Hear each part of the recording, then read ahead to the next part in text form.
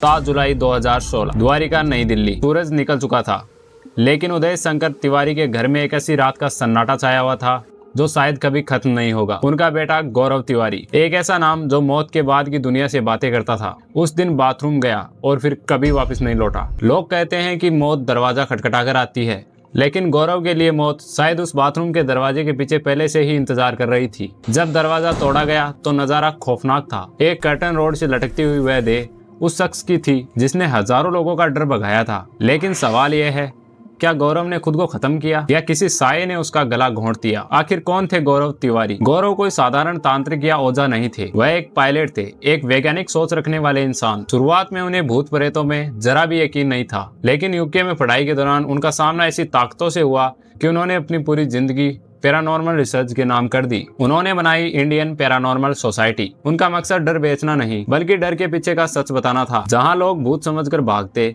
गौरव वहां अपनी scientific gadget लेकर पहुंच जाते। वह कहते थे, हर अजीब आवाज भूत नहीं होती, कभी कभी सिर्फ ये दिमाग का वहम या फिर खराब वायरिंग होती है। उनका शांत स्वभाव ही उनकी सबसे बड़ी पहचान थी, लेकिन उनका एक तरीका बहुत अजीब था। हर इन्वेस्टिगेशन के अंत में वह कहते, अगर तुम यहाँ हो तो मेरे साथ चलो, इस जगह को हमेशा के लिए छोड़ दो। और फिर आया जनकपुर का वह आखिरी केस। कहते हैं कि इतिहास गवाह है कि अगर आप अंधेरे को ज्यादा देर तक देखते हैं तो अंधेरा भी आपको देखने लग जाता है। 2016 आते आते गौरव बदलने लगे थे। उनके दोस्तों ने बताया कि वो अक्सर कहते, एक काला साया मेरा पीछा कर रहा है। फिर आया उनका आखिरी केस, जनकपुर दिल्ली में एक लड़की जिसे लोग पोजेट कह रहे थे। गौरव वहां पहुंचे तो माहौल ही बदल गया। जैसे ही उन्होंने उस लड़की के कमरे में कदम रखा, वो लड़की जो चीख रही थी अचानक चुप हो गई और गौरव को ऐसे देखने लगी जैसे वो उनको सदियों से जानती हो। गौरव उस वक्त किसी गहरी तंद्रा में चले गए। उन्हें अपने चारों तरफ वही काले साए दिखने लगे जो शायद उन्होंने अलग अलग केसों से अपने साथ बुलाए थे। उस दिन उन्होंने फिर वही कहा, मेरे साथ चलो, और शायद सच में वो साया उनके साथ उनके घर तक चला आया। और उसी रात उनकी मौत के बाद पुलिस ने कहा डिप्रेशन,